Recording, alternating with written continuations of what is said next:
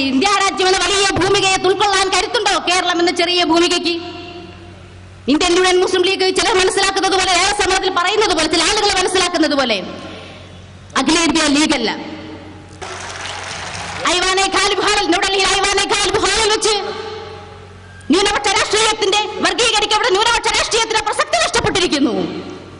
India രാജ്യത്തിന്റെ എല്ലാ സകല പ്രധാന പ്രശ്നങ്ങളെയും മനസ്സിലാക്കുന്ന, എല്ലാ വിഭാഗ ജനങ്ങളെയും ഉൾക്കൊള്ളാൻ കഴിയുന്ന വിശാലമായ ക്യാൻവാസുമായി, ഒരു പുതിയ രാഷ്ട്രീയ പ്രസ്ഥാനമായി, ഒരു പുതിയ രാഷ്ട്രീയ ക്യാൻവാസുമായി, വ്യത്യസ്തമായ ഭരണഘടന, വ്യത്യസ്തമായ പ്രവർത്തന ശൈലി, പുതിയ പതാകയുമായി ഇന്ത്യൻ നാഷണൽ ലീഗ് ജന്മം കൊള്ളുമ്പോൾ മഹാനായ മഹബൂബമില്ലാത്ത ഇന്ത്യൻ യൂണിയൻ മുസ്ലിം ലീഗിന്റെ പ്രാഥമിക അംഗത്വങ്ങളും രാജിവെച്ചാണ് ഇറങ്ങി വന്നിട്ടുള്ളത്. നമ്മളതിന്റെ ഭാഗമല്ല, നമ്മൾ രാഷ്ട്രീയ പ്രസ്ഥാനത്തിന്റെ കഷ്ണമല്ല. അതുകൊണ്ട് തന്നെ ലയിക്കേണ്ട ആവശ്യം എവിടെയാണ്? എങ്ങനെയാണ് നമുക്ക് ലയിക്കാൻ കഴിയുക? വലിയൊരു വിശാലമായ ഭൂമികയിൽ നിൽക്കുന്ന ഇന്ത്യൻ നാഷണൽ ലീഗ് കേവലം സങ്കുചിതമായ ന്യൂനപക്ഷ രാഷ്ട്രീയ ചിന്തകൾ വളർത്തുന്ന മുസ്ലിം ലീഗ് ലയിക്കാൻ നമുക്ക് എങ്ങനെയാണ് കഴിയുക? ഇന്ത്യൻ നാഷണൽ ലീഗിന് എല്ലാവരെയും ഉൾക്കൊള്ളാൻ കഴിയും. പക്ഷേ നമ്മൾ ഉൾക്കൊള്ളാൻ മാത്രം തക്ക കെൽപ്പ് മുസ്ലിം ലീഗിനുണ്ടോ എന്ന് നാം തിരിച്ചറിയേണ്ടിയിരിക്കുന്നു. മുതലക്കുളം മൈതാനിയിൽ ഇതിന് മുമ്പും പാർട്ടിയുടെ പരിപാടികൾ പലതും നടന്നിട്ടുണ്ട്. പക്ഷേ ഇപ്പം ലയനം കഴിഞ്ഞപ്പോഴാണ് INLന്റെ പരിപാടിക്ക് ഇത്ര അധികം ആൾ. ഈ ലയനം എന്ന് യഥാർത്ഥത്തിൽ നമ്മൾ പറയാൻ പാടില്ലാത്ത, മുസ്ലിം ലീഗിൽ പഴയ കാലത്തൊക്കെ പ്രതിസന്ധികൾ വരുമ്പോൾ നേരെ കടപ്പുറത്തേക്ക് ശരണം പ്രാപിക്കല അവരെ പരിപാടി. അങ്ങനെ ഈ പ്രാവശ്യം കടപ്പുറത്തേക്ക് ശരണം പ്രാപിച്ച അവർ യോഗം വെച്ചപ്പോൾ നമ്മളതിൽ നിന്ന് വളരെ പ്രതീക്ഷയോട് കൂടിയിട്ട് ഇതിൽ നമ്മൾ പോയല്ല അതിൽ നിന്ന് പുറത്താക്കിയ നേതാക്കന്മാർ, അതിന് മുമ്പ് ഞങ്ങളൊക്കെ പിന്നെ പാർട്ടിയിൽ നിന്ന് അവർ പോയാലും സൗഹൃദമൊക്കെ നിലനിർത്തേണ്ട ഭാഗമായിട്ട് ഇങ്ങനെ ബന്ധപ്പെടുമ്പോൾ നല്ല പരിഗണന കിട്ടും. ഇസ്മായിൽ സാഹിബ് ഞങ്ങളിതായിട്ടുള്ള ഒരു സംസ്ഥാന സമ്മേളനം ഞങ്ങൾ നടന്നൊരു കൺവെൻഷൻ വിളിച്ചിട്ട് അതിൽ ഞങ്ങൾ അവരുമായി ലയിക്കലാണ് ഉണ്ടാവുക എന്നൊക്കെ പറഞ്ഞ് നമ്മളതിങ്ങനെ കാത്തു നിൽക്കുകയായിരുന്നു. അപ്പോഴാണ് കടപ്പുറത്തെ പ്രശ്നം ഉണ്ടായത്. കടപ്പുറത്തെ പ്രശ്നം ഉണ്ടാകാനുള്ള പ്രത്യേക കാരണം പുരാതന കാലത്തെ കടപ്പുറത്ത് ഉണ്ടായിക്കൊണ്ടിരുന്ന പ്രശ്നങ്ങളുടെ ഭാഗമായിട്ടുണ്ടായതാണ്. അപ്പോൾ അവസാനം ഇവർ തീരുമാനിച്ചത് എന്താണെന്ന് വെച്ചാൽ, മുസ്ലിം ലീഗിൻ്റെ മഹാസമ്മേളനത്തിൽ നമ്മളങ്ങോട്ട് പോയിട്ട് ലയിക്കുക. അങ്ങനെ അവർ ഇങ്ങോട്ട് വന്ന് ലയിച്ചതാണ്. അപ്പോൾ നമ്മളത് ലയനമല്ല, അവർ യഥാർത്ഥത്തിൽ മുസ്ലിം ലീഗിൽ ചേർന്നു. നമ്മളെ സംബന്ധിച്ച് ഇതൊരു പുത്തിരിയുള്ള കാര്യമൊന്നുമല്ല. INLനെ സംബന്ധിച്ചിടത്തോളം ഇതിന് മുമ്പ് ഇതിൻ്റെ വലിയ വലിയ നേതാക്കന്മാരൊക്കെ, സംസ്ഥാന തലത്തിൽ അറിയപ്പെടുന്ന നേതാക്കന്മാരൊക്കെ മുസ്ലിം ലീഗിൽ പോയി ചേർന്നിട്ടുണ്ട് ഇതിന് മുമ്പ്. ഈ പ്രാവശ്യം പ്രത്യേകത എന്താണെന്ന് വെച്ചാൽ, നമ്മൾ ആറ്റുനൂറ്റ് നമ്മൾ സ്നേഹിച്ച് ബഹുമാനിച്ചിരുന്നിരുന്ന, നമ്മളൊക്കെ വിശ്വസിച്ചിരുന്ന, നമ്മളുടെ ജീവന തുല്യം നമ്മൾ സ്നേഹിച്ചിരുന്ന ഒരു നേതാവ് നമുക്ക് ആകെ 17 വർഷമായി കിട്ടിയ ഒരു MLA സ്ഥാനം കിട്ടിയപ്പോൾ അതിൽ അഹങ്കരിച്ച് അത് കാലാകാലം ജീവിതാവസാനം വരെ തുടരണമെന്ന് ആഗ്രഹിച്ചതിന്റെ അടിസ്ഥാനത്തിൽ നമ്മളെല്ലാം വഞ്ചന നടത്തി പാർട്ടിയിൽ നിന്ന് പോയി എന്നുള്ളൊരു സങ്കടമാണ് നമുക്കുള്ളത്. നമ്മളെ സംബന്ധിച്ചിടത്തോളം അതാണ് ഏറ്റവും വലിയ വിഷമകരമായ അവസ്ഥ. നേരത്തെ ഇവിടെ സൂചിപ്പിച്ചു, പല ആൾക്കാരും നമ്മളോടൊക്കെ ചോദിക്കാറുണ്ട്, എന്താപ്പം നിങ്ങൾ ഈ INL നടന്നിട്ട് സീട്ടു സാഹിബിന്റെ മക്കളൊക്കെ അപ്പുറത്തല്ലേ? സീട്ടു സാഹിബിന്റെ മക്കളപ്പുറത്താണ്. സീട്ടു സാഹിബ് മരണം വരെ ഞങ്ങളെ കൂടെയാണ്, ഞങ്ങളെ പ്രസിഡന്റായിരുന്നു. എന്ന് മാത്രമല്ല, സീട്ടു സാഹിബിന്റെ വസിയത്ത്, ആ വസിയത്ത് നമ്മുടെ കോഴിക്കോട് നടന്ന സംസ്ഥാന സമ്മേളനത്തിൽ വായിച്ചത് സീട്ടു സാഹിബിന്റെ മകനായിരുന്നു. അത് ചെറിയ പാളിച്ച നമ്മുടെ അടുത്ത് പറ്റിയിട്ടുണ്ട്, ഇല്ല എന്ന് പറയാൻ പറ്റില്ല. സീട്ടു സാഹിബ് നേരത്തെ നമ്മുടെ ദേശീയ സെക്രട്ടറി പറഞ്ഞല്ലോ, സീട്ടു സാഹിബ് പറഞ്ഞിരുന്നു, എൻ്റെ രണ്ടാമത്തെ മകനെ നിങ്ങൾ വല്ലാതെ നമ്പരുത്. പക്ഷെ നമ്മള് പാവങ്ങൾ, നമ്മൾ നിഷ്കളങ്കർ, കളങ്കമില്ലാത്തവർ, രാഷ്ട്രീയ മോഹങ്ങളില്ലാത്തവർ, അധികാര കൊതിയന്മാരല്ലാത്തവർ. അതുകൊണ്ട് നമ്മൾ എന്ത് ചെയ്തു? സീട്ടു സാഹിബിനുള്ള മുഹബത്ത് കൊണ്ട്, സ്നേഹം കൊണ്ട് അദ്ദേഹത്തിന്റെ മരണശേഷം അദ്ദേഹത്തിൻ്റെ മകനെ നമ്മളെ പാർട്ടിയിലേക്ക് നേതൃസ്ഥാനത്തേക്ക് കൊണ്ടുവന്നു. നമ്മളെ സ്നേഹം കൊണ്ടാണ്. നമ്മൾ വന്ന ഉടനെ എന്ത് ചെയ്തു? അതിന് മുമ്പ് അദ്ദേഹം സിറാജ് ഇബ്രാഹിം ആയിരുന്നു. നമ്മൾ സ്നേഹിച്ച് അദ്ദേഹത്തിന് തൊപ്പി വെച്ചു കൊടുത്തു, നമ്മളൊരു സേട്ടു എന്നുള്ള പേരും വെച്ചു കൊടുത്തു. അങ്ങനെ സിറാജ് ഇബ്രാഹിം സേട്ടായി. നമ്മളെ ജീവനത്തുല്യ അദ്ദേഹത്തെ കൊണ്ടുനടന്നു.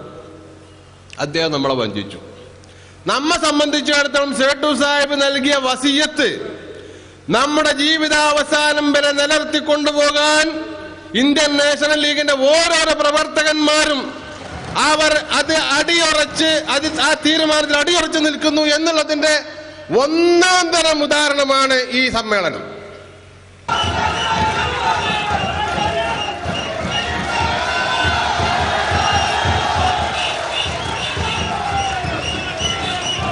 കർമ്മധീരരായ പ്രവർത്തകന്മാരെ, പ്രിയപ്പെട്ട നേതാക്കളെ, സുഹൃത്തുക്കളെ, ദേശീയ നേതാക്കൾക്ക് പാർട്ടി നൽകുന്ന സ്വീകരണ സമ്മേളനമാണ് ഇവിടെ സമാരംഭിക്കപ്പെടുന്നത്.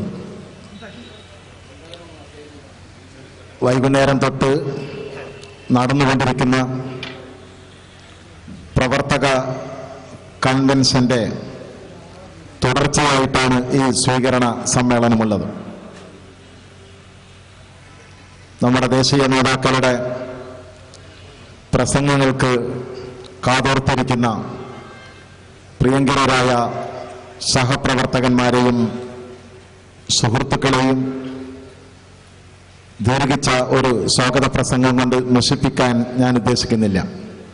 ഒന്ന് മാത്രം മനസ്സിലാക്കണം, ജനങ്ങൾ തൊപ്പിയിട്ടതുകൊണ്ട് അല്ലെങ്കിൽ കോട്ടിട്ടതുകൊണ്ട് ഇംഗ്ലീഷ് പറഞ്ഞതുകൊണ്ട് കരഞ്ഞതുകൊണ്ട് ജനങ്ങൾ വിശ്വസിക്കില്ല എന്ന് മനസ്സിലാക്കണം.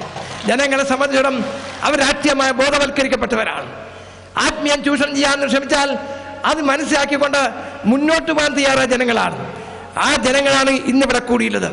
ഇന്ത്യൻ നാഷണൽ പേരിൽ എസ് എ പുതിയടപ്പിനെയും അഹമ്മദ് കേരളത്തിനെയും വാബ് സാഹിബിനെയും അംസാരിയുടെ പേരിൽ ആരുണ്ട് എന്ന് ചോദിച്ചവരോട് വളരെ വിനീതമായി പറയാനുള്ളത്, ഈ ജനസേം അവർക്ക് മറുപടി പറയൂ എന്ന് മാത്രമേ എനിക്ക് പറയാനുള്ളൂ.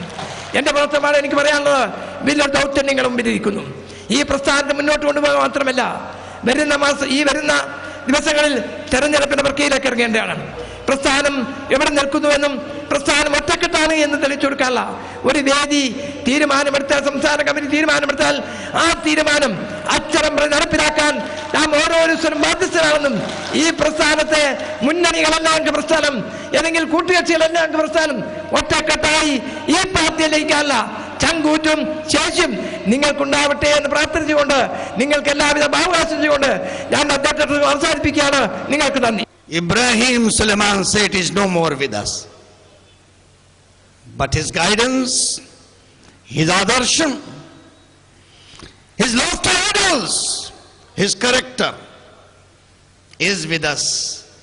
This humble servant of community walked with Seth Sahib under him for 35 years.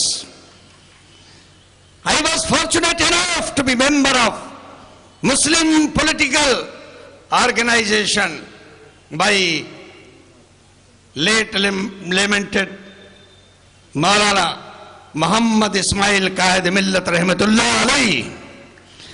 I was fortunate enough to work under late lamented Sheikh Muhammad Qura Sahib. I am fortunate enough to work under able leadership of Sidi Sahib.